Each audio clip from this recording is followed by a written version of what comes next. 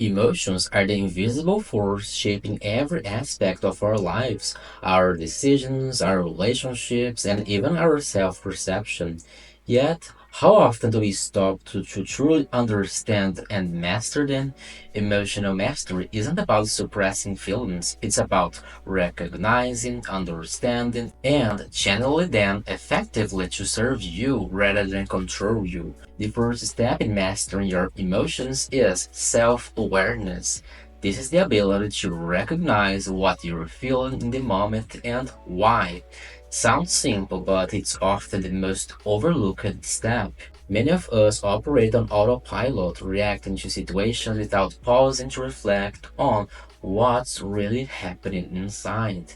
Start by observing your emotional triggers. Is it criticism, a specific tone of voice, feeling left out? When you notice a surge of emotion, whether it's anger, sadness, or anxiety, name it. There's power in simply identifying your feelings because it creates a small gap between the emotion and your reaction. That gap is where emotional intelligence begins. Once you've recognized your emotions, the next step is understanding their purpose. Emotions are signals. They're your mind and body's way of communicating with you.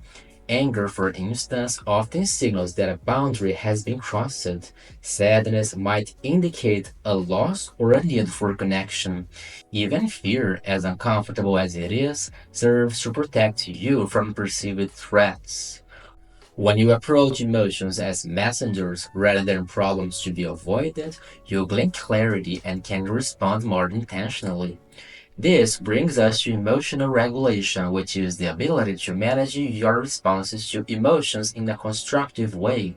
Regulation doesn't mean ignoring or stuffing down feelings. It's about responding thoughtfully rather than reacting impulsively. Techniques like deep breathing, mindfulness, or taking a brief pause before responding can work wonders in high pressure situations. For example, the next time you feel frustration rising during a disagreement, pause for a moment, take a deep breath, and ask yourself, what's the best way to express my thoughts while still respecting the other person? This simple act of grounding yourself can prevent escalation and foster more meaningful communication. Another cornerstone of emotional intelligence is empathy, the ability to understand and share the feelings of others. Empathy is what allows us to build deep, meaningful relationships and to connect on a human level. But empathy isn't just about putting yourself in someone else's shoes.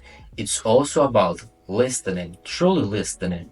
When someone shares their feelings with you, resist the urge to immediately fix the problem or interject with your own story.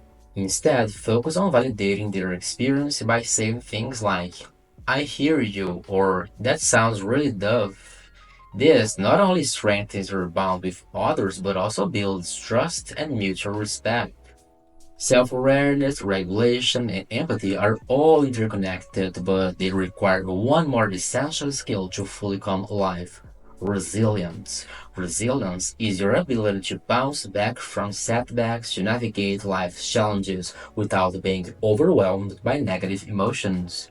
It's about reframing difficulties as opportunities for growth. For example, instead of dwelling on the frustration of a missed opportunity, ask yourself, what can I learn from this? Cultivating resilience doesn't mean avoiding pain. It means trusting that you have the strength to move through it and come out stronger on the other side. Finally, remember that emotional intelligence isn't something you achieve overnight. It's a lifelong practice of reflection, adjustment, and growth. Surround yourself with people who inspire emotional maturity. Read books, listen to podcasts, and invest in your personal development. Celebrate your progress, no matter how small it may seem.